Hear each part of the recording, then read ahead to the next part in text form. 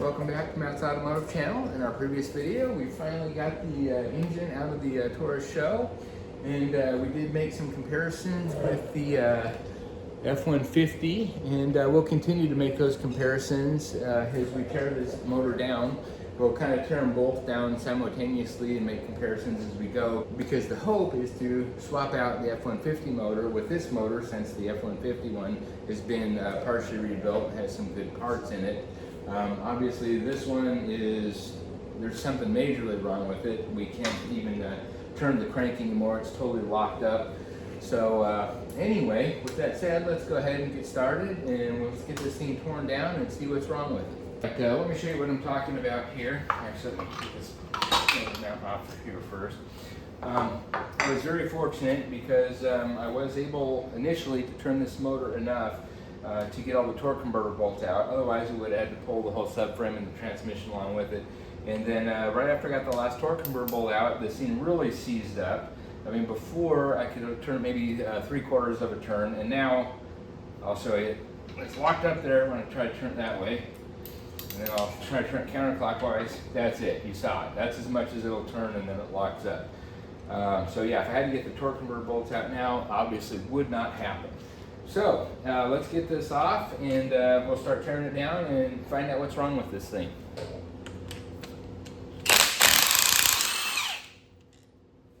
All right, let's go ahead and pull this pulley off now.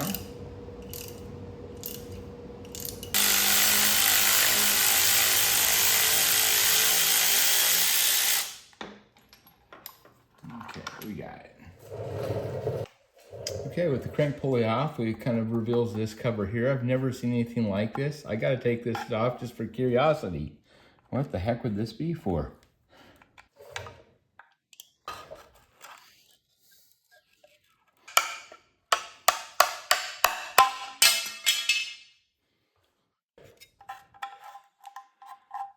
That is very, very odd. I have no idea what this is for. If you know, please drop me a comment. I'm very curious. Okay, since we're going to be completely disassembling this motor, I'm going to start by getting the wiring harness out of the way. This wiring harness is kind of pinched underneath this, so let's get this out.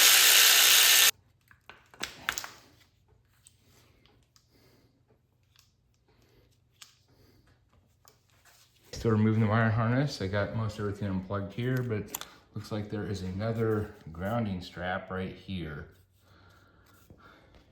Not that it's that important, but anything that's a little out of the ordinary or doesn't have a matching plug, I kind of like to document, so I know where things go when it comes time to put things back together. All right, here's another one to document. This guy here looks like there's another little grounding strip, or grounding place right there. And then this little harness here kind of goes down into where this little heat shield is, and where it comes out, I'm not really sure. It may be that we have to remove this turbo before we can actually get the wiring harness off. Oh boy, there's a lot of connectors and plugs on this motor. Tons. It's crazy. Okay, got all the connectors off, with the exception, we've got one that goes down in here where the turbo is. So this whole mass can come off, but it looks like I'm probably gonna have to pull the turbo, or at least this heat shield or something, to get it off. But we gotta pull the turbo anyway. Right, we have this line that goes from the turbo over to the head. And if you look at the connector here, it's got a little keeper on it that we're gonna have to take off first. So let's pry that off. Okay. And then it looks like we'll probably need a fuel disconnect tool or something to relieve this. So let's get one of those and try it. This is looking like it's about a 1/2 inch line, so I'll use my 1/2 inch fuel disc tool. Push that in there, and there we go, pulls right out. Okay, with that line disconnected, I think we can just disconnect a few more bolts and pull the turbo off. We actually have one here going to the block, and then over here on the underside, we got one here, looks like a little 8mm. And then, of course, the ones from the exhaust header flange right here. There's 3 bolts, 1, 2, and 3. So I'll pull those off, and hopefully this turbo will come off. I got all the bolts off except for these two exhaust header flanges bolts. Okay. And I don't know. We'll see here.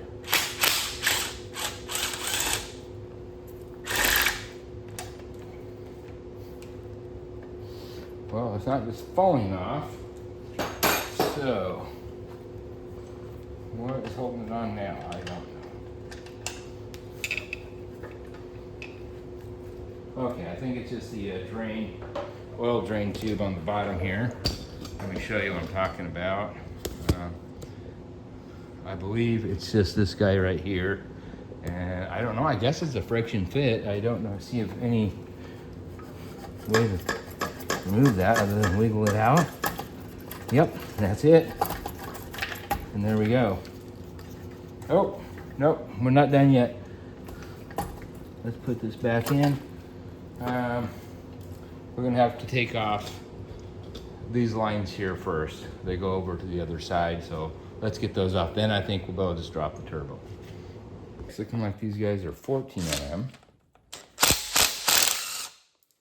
Oh, nice.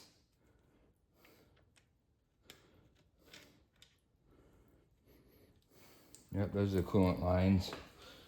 And let's get this one. There we go.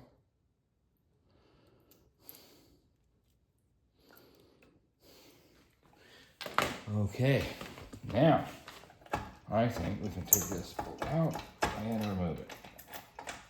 Let's hope.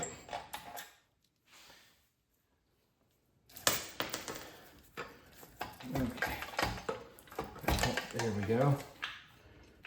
And oh, and then of course this vacuum line right here. There we go. Turbo is free. One of the things I want to note here on the turbo is this oil return line. As you can see, it looks like there's two O-rings.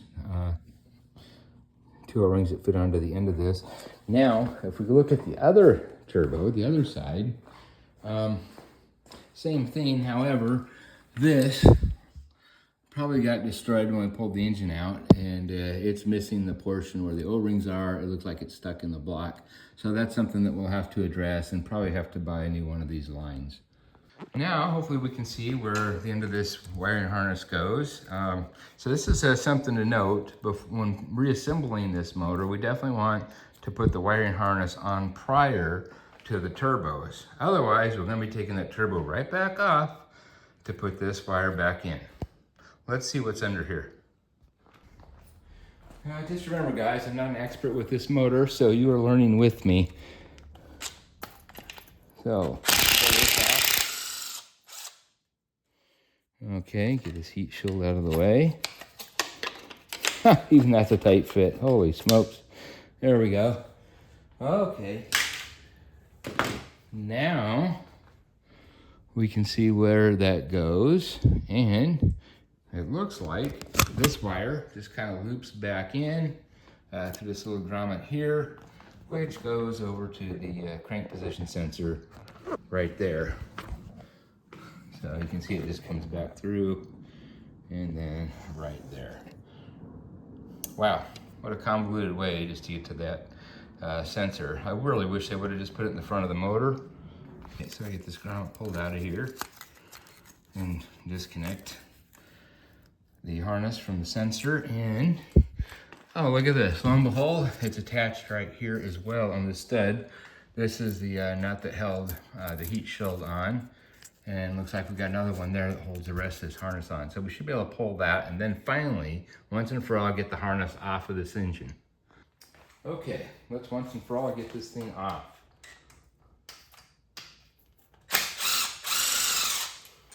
There we go. And yes.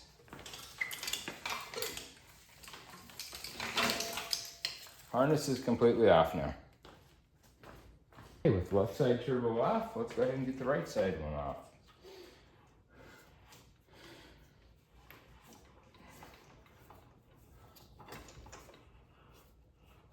The first thing we probably should do is go ahead and get these coolant lines off.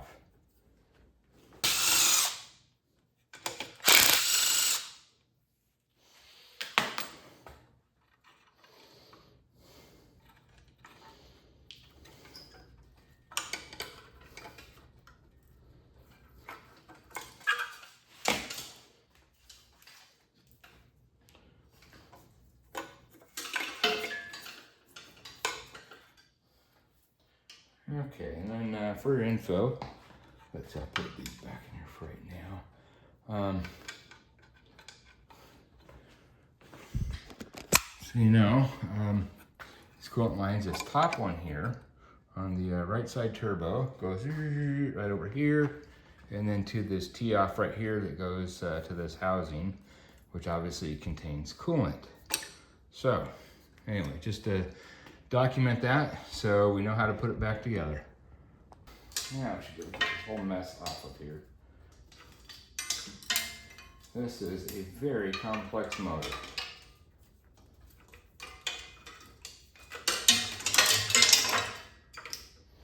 Wow.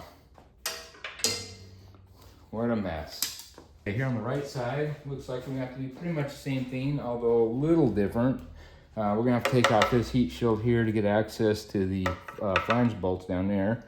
Here's the coolant line, so we'll have to disconnect that again using the tool disconnect tool. And hopefully this comes out just as easy as the other one.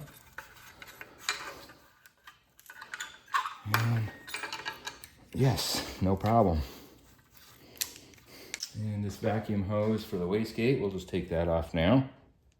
This is a little different configuration with the 90-degree elbow here. There we go. All right, get that out of the way. Okay, and then on top here, looks like we got 1, 2, 3, 4, 5, looks like 8 mm bolts to get this heat shield off. All right, let's get this heat shield removed.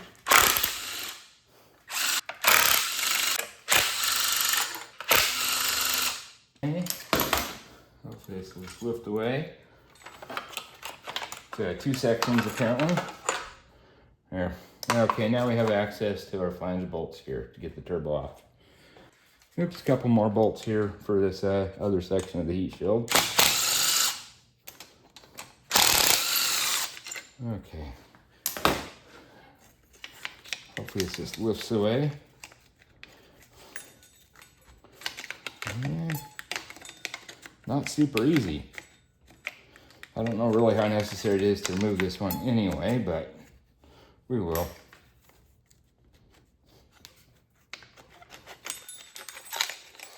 There we go. This lifting bracket's kind of in the way of getting access to these flange bolts, so let's get this off next.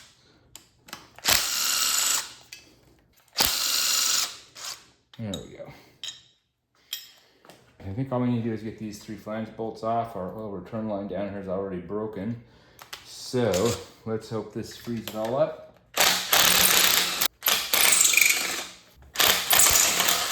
And there we go. Turbo's off. Okay, this is such good access to these coils. They're just begging me to take them off.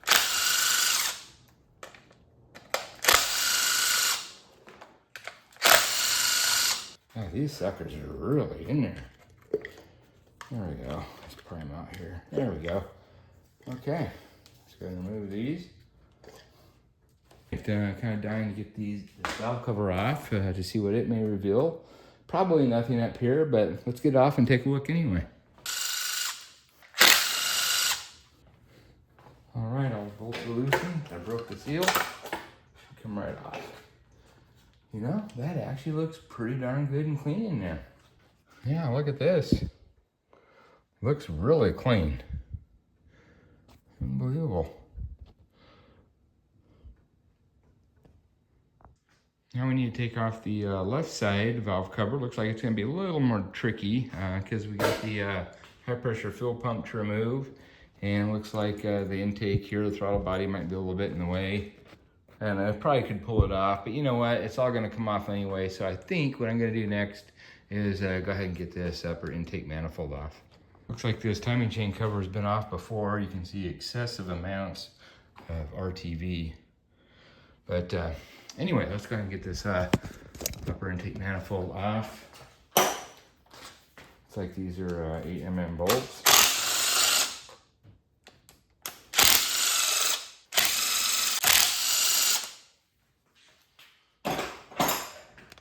Now the bolts on the other side are just the same. Very interesting. That first bolt up there was very loose. Okay, I got all the bolts out and loosened it. I thought I could just pull this right off, but Not quite. It looks like we need to remove this bolt here because this pipe is attached and this interferes. Okay, there might be some other things too. So anyway, let's get that off next. Actually, after trying to lift this a little bit more, I'm finding that there's some resistance before this pipe ever hits up here. So something else is holding it in. I don't know, I'll have to figure out what's going on there first. Okay, I don't know if this has anything to do with it, but I'm gonna release this plastic piece. There's a couple of things that you can push in on here and release this. Over on the back side, kind of looks like, oh boy, this is difficult to see here, but looks like maybe those foam things are kind of holding things in place. I don't know. So anyway, just to be safe, I'm just gonna go ahead and pull the throttle body, then get the valve, actually the high pressure fuel pump, and then get the valve cover off. And I think maybe we can see what's going on underneath that intake a little bit better.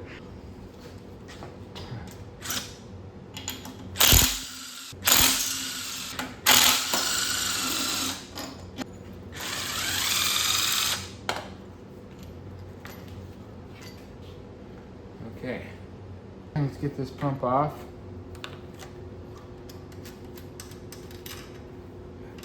Okay, and these bolts here, they're Taurus. There's two of them on each side, and it's a T45. Now, as I'm loosening these, you can see this coming up. Ideally, you want it so the cam lobe that's driving this is downward, so you don't have all that spring tension. But since we can't turn the motor, we don't have that luxury. So we're just gonna have to take it off as is. I'm already smelling fuel. Hopefully, I can just take these out and lift it away. We'll see.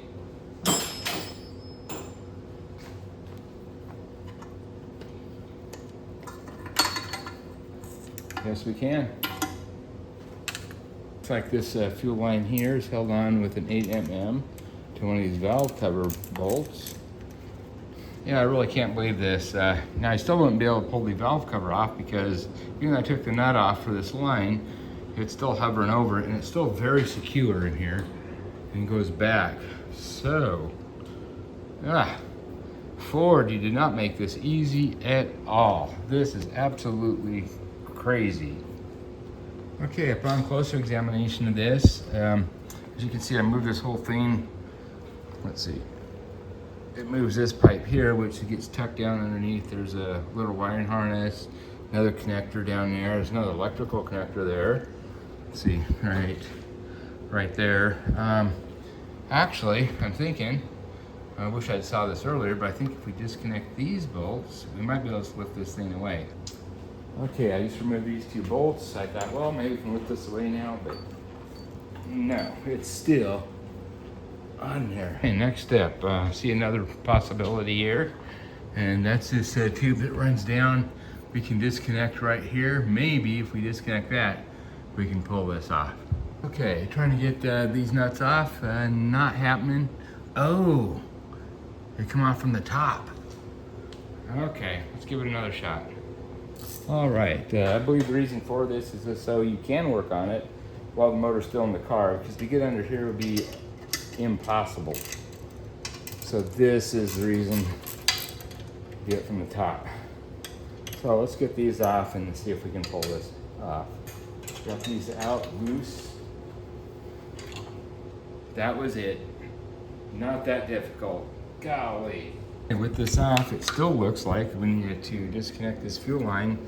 So this fuel line is not blocking this nut here for the valve cover. And look at this. There's some zip ties in there holding that fuel rail in. That can't be stock, I wouldn't think. So, wow, I think this has been apart before. So anyway, let's get this line off so we can get this valve cover off. Now both these fuel lines are tied together here, so both of these have to come off. And there we go. Now we can get this valve cover off. What a process just to get a valve cover off. That's pretty crazy. Just to let you know, I don't want to leave you in the dark because my original assumption of having to pull those two bolts off had nothing to do with getting the intake off. It was really a matter of taking off these two rears. So really it wasn't that bad if you know what you're doing. Again, you're learning with me on this one. I just don't know this motor. Okay, something to note when pulling this off. There's a couple studs here that need the nut on top. This is the one here. And then the other one right here. And of course this guy here is for the beauty cover, but that has to come off. Just make sure it goes back on there when you reassemble. Okay, now we should be able to get the valve cover up. Okay, I did just pull these coils out, and one of them looks really dark, like maybe it's heated up. I don't know, but keep an eye on that one, I guess. If we have any misfires, we'll keep track of where we put this one, and this might be a problem. Okay, so now I got all the valve covers bolts loosened. So hopefully we can just pull this thing off now. Okay, I broke it loose here, so pull this off now. This side's looking pretty good too, actually. Looks clean, all the lobes look good. I don't see any scoring. So this is a good sign, because odds are we're gonna have to reuse this head. Also the cam caps are all labeled. So that's great. Wow, this is a very complex motor. And then even with all this intake stuff off, there's still wires and sensors buried underneath these fuel rails here. Very difficult to get to. Now let's pull the motor mount off.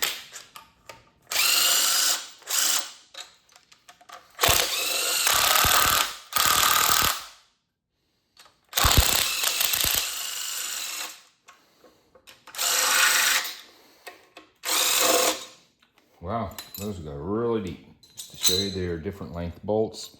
The two on the right are very long, and the one on the left is relatively short. Next, let's pull off the alternator.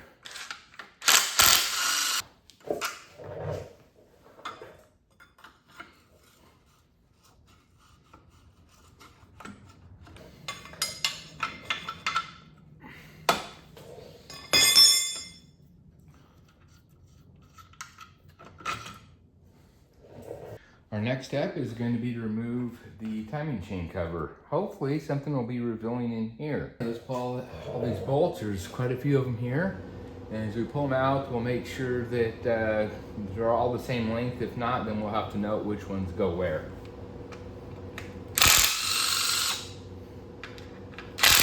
So far, all these are the same length. Oh, these are not going to be. Now, all the bolts I pull out of the top here are all the same length. So that's all you have to know, is the short ones go around the bottom part of the perimeter, and the longer ones are in the top part in this V. So I did find kind of a good place to pry from, right here. If you put the crowbar down here, you can kind of pry against the block right there. There we go. Wow.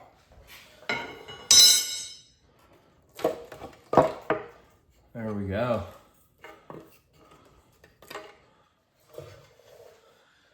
Huh. You know, that timing chain looks pretty good. So my theory of there being an issue with the timing apparatus here, is not our problem. It's gonna be something else. And wow, talk about excessive RTV. Look at this. Look at all this. There's just so much of it. The one thing I always worry about is some of this stuff breaking off on the inside and then getting entangled into the timing or down in the oil pan, or starting to clog the strainer, you know, any kind of thing like that. And then you have oil starvation. Actually, if you look right here, you can see some of that RTV found its way onto the guides here. So that's not good. RTV here.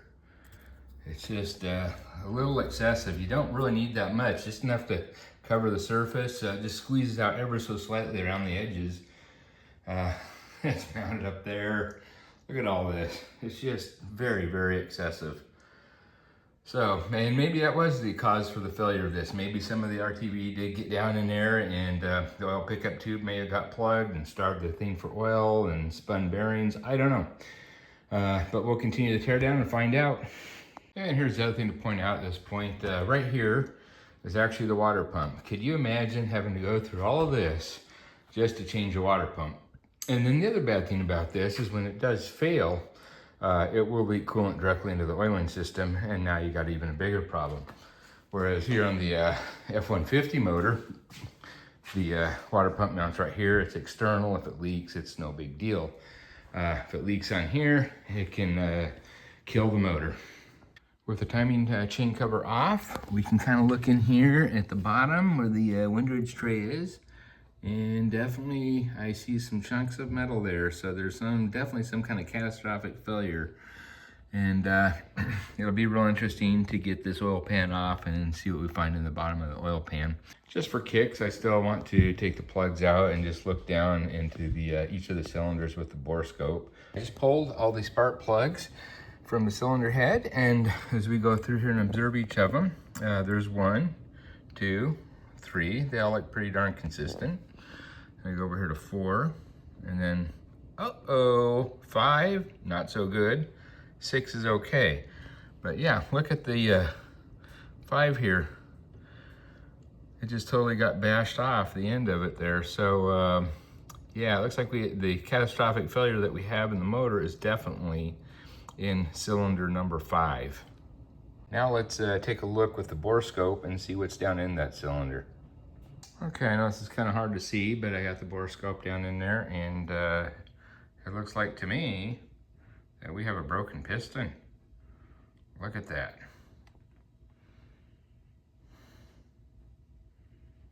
Also, another thing that's kind of interesting here is into this crankshaft here. This particular one has no keyway on it. And so the torque specs on this are gonna be pretty darn important. But anyway, since there's no keyway, it is capable for that thing to spin on there. And if you look, it looks like this is grooved like the crank pulley was spinning on there, probably because the piston seized up, caused additional force here on this crank pulley. So interesting. Another thing I've noticed here is that this crank bolt does not want to go on very smooth anymore. It goes in a few turns and all of a sudden it's very, very tight. Another thing that's a little concerning about this, you know, if the piston came apart and it damaged this spark plug here, I also wonder about the injector for cylinder number 5, because remember, this engine is direct injection, which means that injector is protruding right down into the combustion chamber. So it'll be interesting to take these fuel rails off and then look to see what the condition of that injector is. I bet we end up having to replace that. Let's get these exhaust headers off.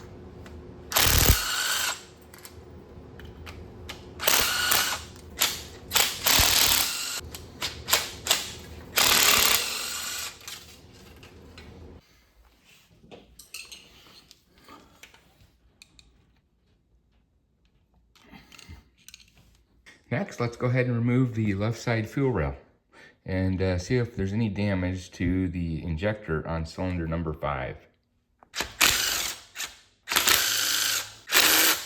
Now we do have this wiring harness zip tied here on the right side bank, and then there's one zip tie here to this left side connector. So we'll go ahead and clip this right now and disconnect the connector. There we go. Now, hopefully we can pry this injector rail up and out. Okay, so I was able to lift these out. There we go. Looks like one of the injectors stayed in there. But this here is for cylinder 5, and I don't see any damage to this, so I think we lucked out there. Let's now pull out the right side fuel rail.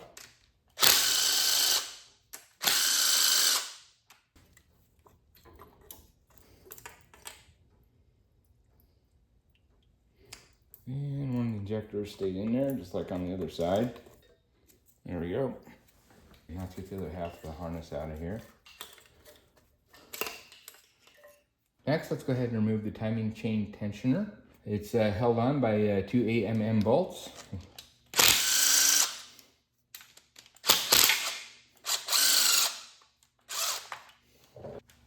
let's go ahead and remove these VVT solenoids. Oh, there's so much RTV on this thing, on the bolts even.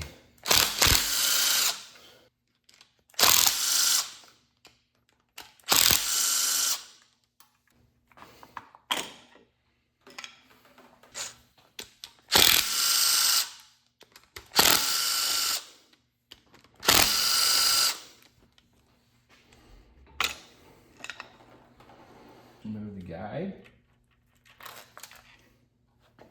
Then the left side ones here held on by two 8mm bolts.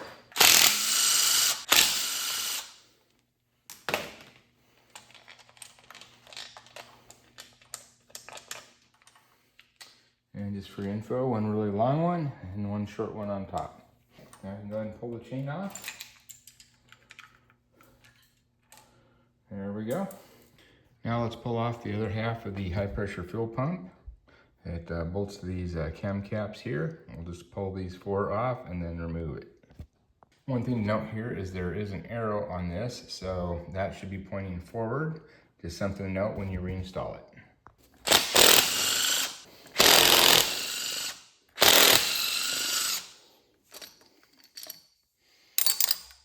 Here's just a little closer look at the lifter. You can tell that it only goes in one way. It's notched there and fits in like that. And then of course a little roller right here. All right guys, I just realized something. In order to get these cam phasers off, I'm gonna have to apply a fair amount of torque onto it. And normally you would do that with these locking tools that fit over the cam. As you can see, they're not lined up here, so I can't install it. And because the motor is seized, I can't get them into the right position. So if I try to twist off these bolts holding the cam phasers, what I'm going to try to, without the timing chain on here, I'm going to turn this and probably run some of the valves down into some of the pistons and do further damage. So since I don't really have a way of holding these cams, I'm basically going to need to use the timing chain to do that. Just simply because I cannot install these. The other thing is that the bolt in here is actually, let me show you here, it's actually T55, or TP55 rather, so it's a Taurus Plus, and you can see it's got squared off side here. Let's see if I can get a focus on that. Yeah, kind of tough to do here. Let's see. There, you can see it's kind of squared off. It's not really the star shape. And if you try to use just a regular Taurus in there, there's a good chance you'll strip that out. So it's also a very difficult bit to find, and I had to special order it. I got it at Napa. AutoZone doesn't have it. Advanced Auto Parts didn't have it. I know you can get that bit with the timing kit that came with this. However, these were actually given to us from the guy that sold us that motor, but he didn't include that bit. So anyway, for the time being, I'm going to have to reinstall the timing chain guides and get the timing chain on there and have basically the seized motor hold these cams in place while I twist those bolts out. Well, I was really hoping we could at least get the heads off of this and see the damage to the piston. I guess I could still take the oil pan off, but again, this video is getting a little long, and so I think I'll just call it quits at this point. And on the next one, we'll continue with removing the heads and looking at the damage, and also pulling off the oil pan and seeing what kind of debris is down in the bottom there. So anyway, with that said, I'm gonna call it quits for now, and I'll catch you on the next one. Have a great day. Bye-bye.